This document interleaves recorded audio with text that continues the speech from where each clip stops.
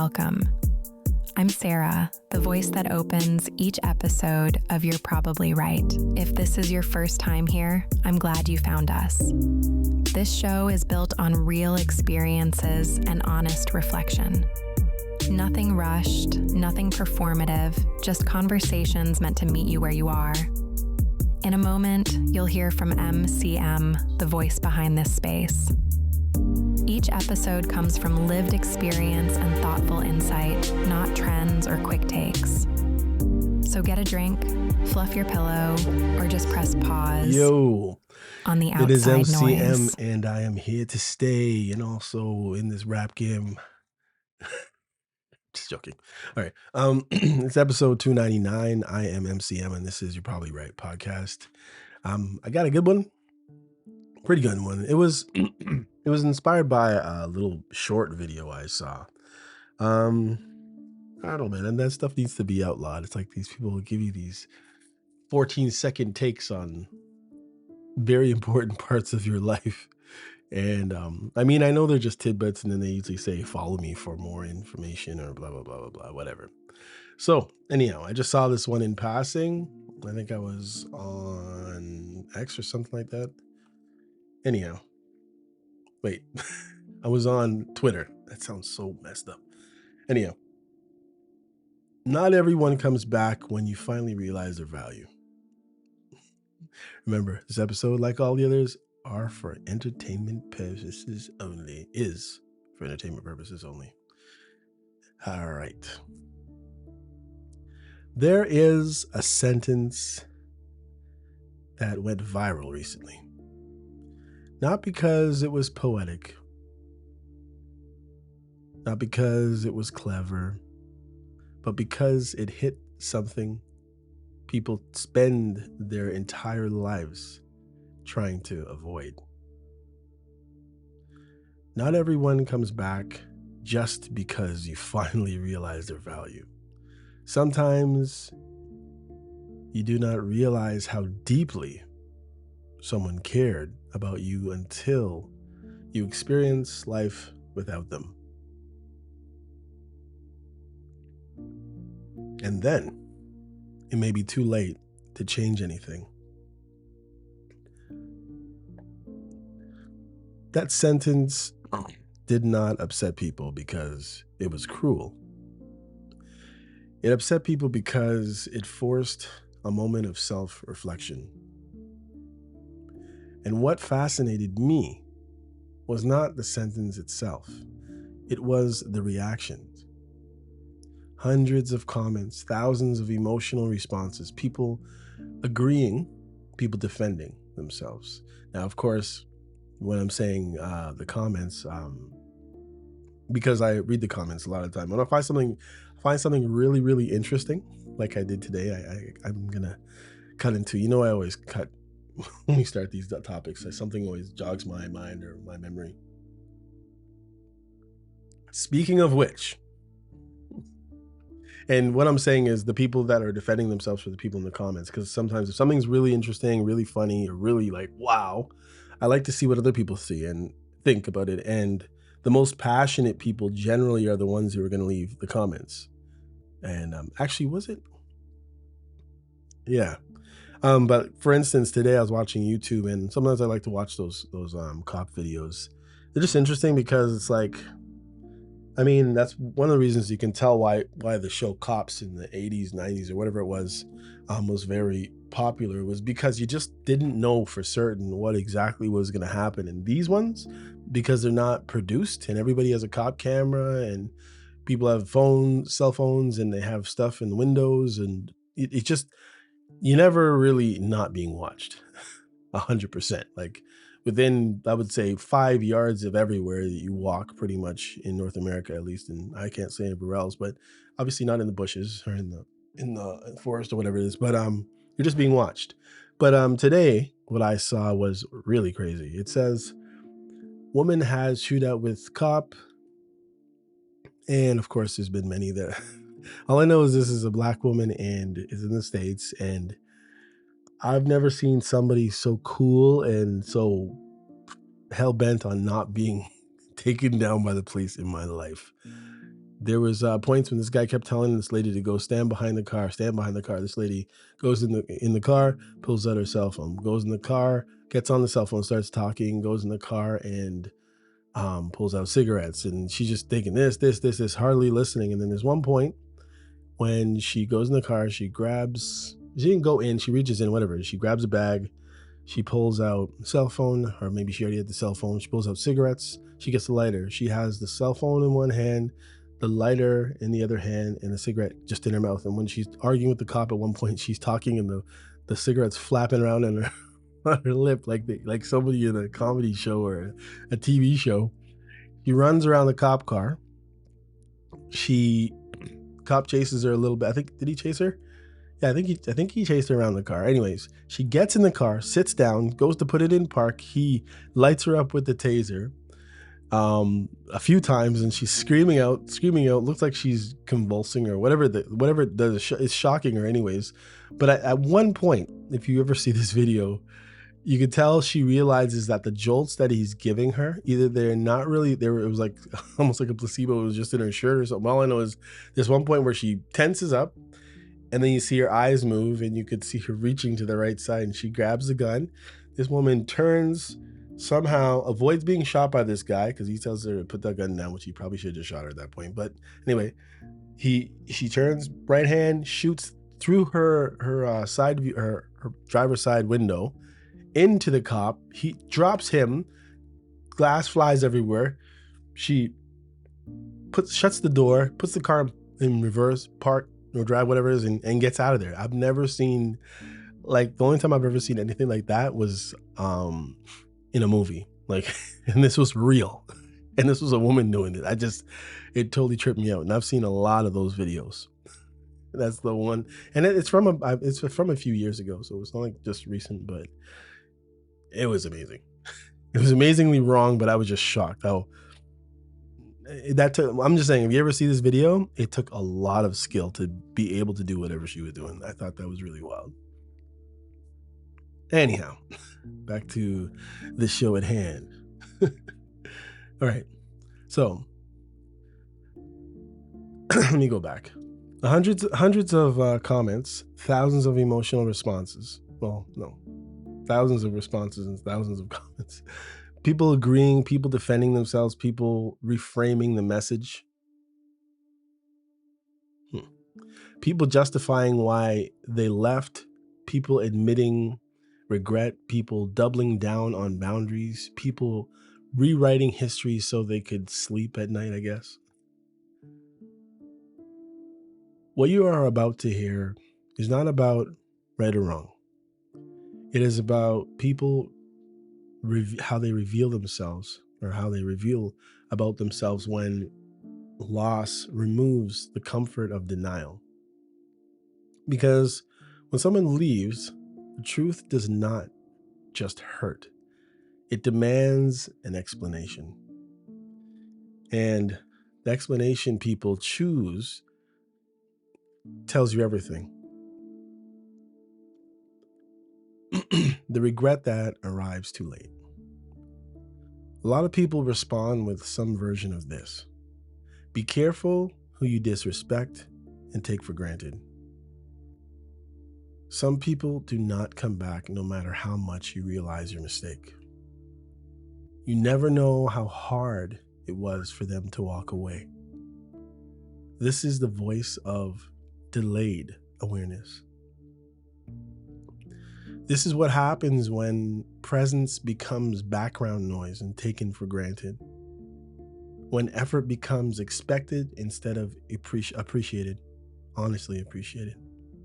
When love becomes utility instead of a relationship. Humans are terrible at valuing what feels stable. Like drinking water out of a tap, like the shower working, like the lights working. And then when things go off, the power or power shortage, it's like life stops. And it's like we always have power, so it's like we always take it for granted. It's crazy, right? How we breathe, the fact that we blink, remember to breathe. We do not miss oxygen until we can't breathe, right? We do not Notice silence until the room is empty and the phone's off, of course. And the dangerous part is not that people regret their behavior. The dangerous part is that regret often shows up only after the consequences have arrived. You've heard it before where it says, are you sorry because of what you did? Or are you sorry because you got caught, right?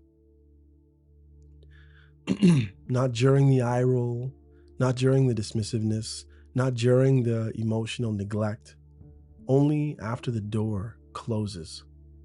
By then, awareness is no longer useful.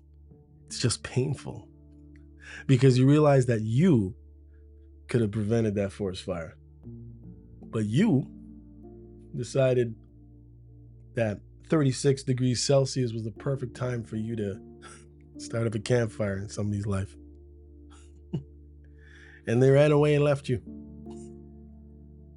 Anyway, first of all, or second of all, people rewrite the story, right?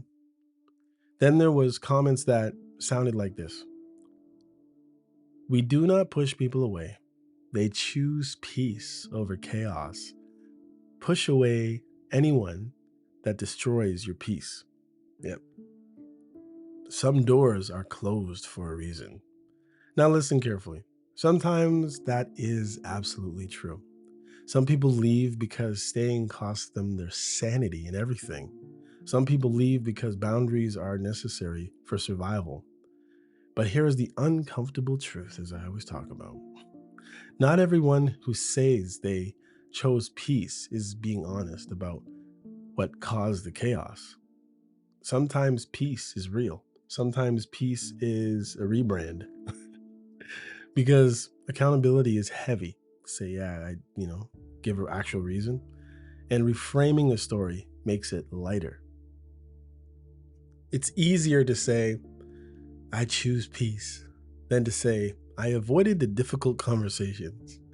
I ignored warnings. I benefited from someone else until I no longer wanted the responsibility, or maybe I didn't need them anymore. This is not an attack. This is just human psychology. When guilt threatens identity, the brain protects itself. Then there's the rare voice of ownership. Buried in the comments were quieter statements. Yes, I pushed someone away. I did not realize until it was too late. I learned the hard way. These comments do not get the most likes. They do not sound empowering. They do not protect the ego, but they're honest. Ownership is rare because it hurts without offering an excuse. It does not come with a moral high ground. It does not justify the outcome. Things don't add up. It just says, I see it now. And growth begins exactly there. Not in self-punishment, not in public confession, but in, as everybody talks about these days, clarity. The boundary awakening. Another group of comments from people who said things like, I learned boundaries this year. I stopped being a doormat. Not everyone deserves a seat at your table. These voices matter because sometimes walking away is not abandonment. It is self-respect arriving late. He was always there. He was just parking the car, right? Some people stay far too long trying to be patient, understanding, forgiving, flexible. And when they finally leave, the person left behind experiences the shock. Not because they changed, but because access was removed. Boundaries feel cruel to people who benefited from your lack of them. And growth often gets misinterpreted as coldness by those who were comforted, or basically those who were comfortable with your silence.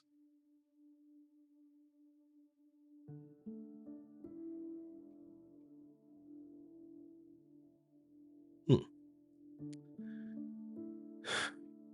Missing the person or missing the benefits. This is where the statement cuts deep, really. When someone finally realizes your value, it is not always because they understood you better. They've learned. Sometimes it's because they missed what your presence provided. Maybe it was consistency. Maybe you're always on time, always there to pick them up, or always there to wake them up in the morning. Emotional labor, you would mull things over of, whatever has been happening in your family, and they've given you countless counseling sessions when you're just supposed to be out for dinner or having a coffee. They're going over your problems and trying to feel your pain and trying to work through them with you. Maybe it's stability. You just needed someone around you who goes to work every day and does their job every day and doesn't flake out on the weekend. Maybe you needed a mentor. Maybe you needed an example. Maybe you needed a running mate. Maybe it's attention. Maybe you love and need attention, and it's like what gets your juices going, and this person is always focused on you more than they focus on themselves, and maybe you let it happen. Maybe there's forgiveness on tap because they're easygoing.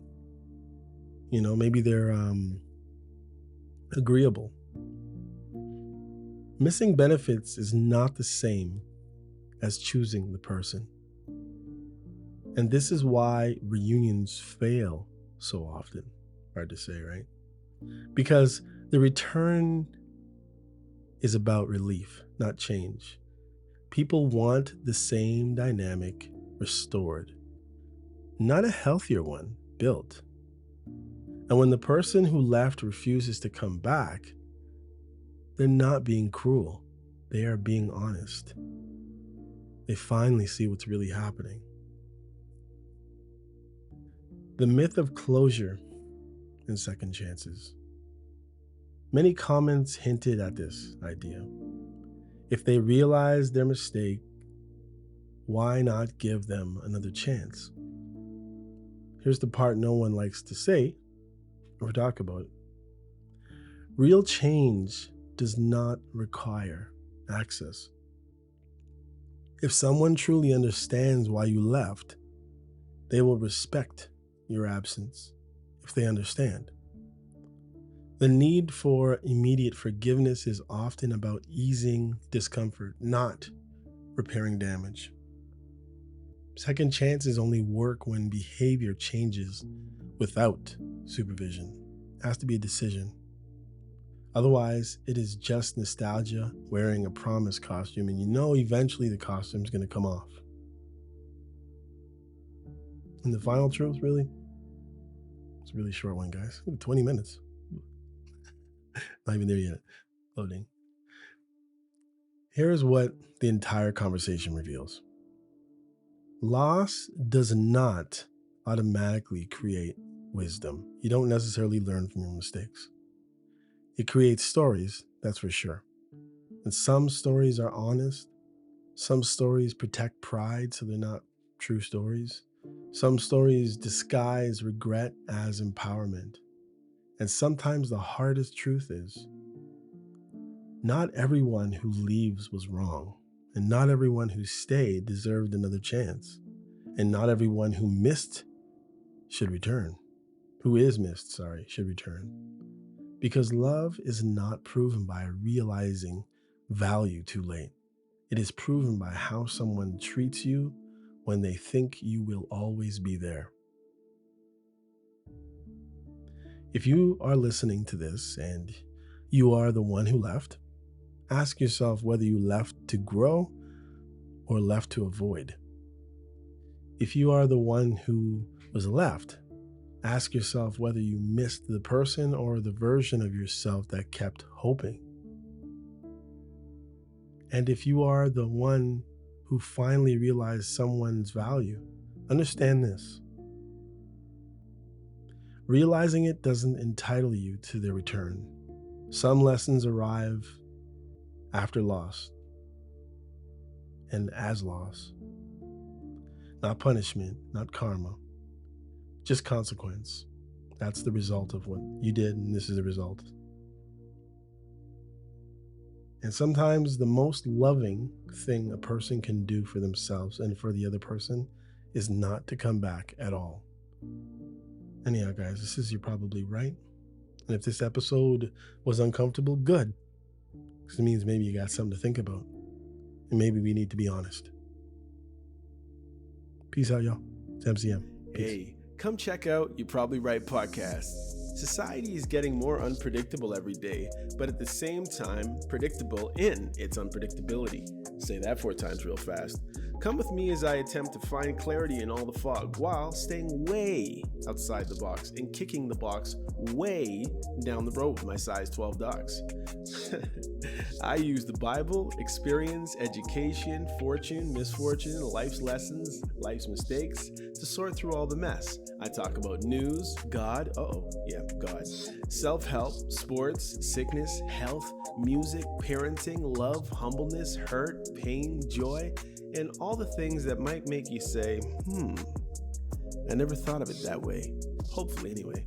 Also, I take a stab at answering tough and not so tough questions, and all the while, understand that, listen, sometimes you end up in the hot seat and there's no thermostat. Well, that's how it is here. And because there's no topic, very few topics off the table, Torontonians will understand that Doug Ford reference there. Hopefully the podcast will be helpful and uplifting. And hey, maybe you'll find your own private Idaho here somewhere. Hope to see you soon.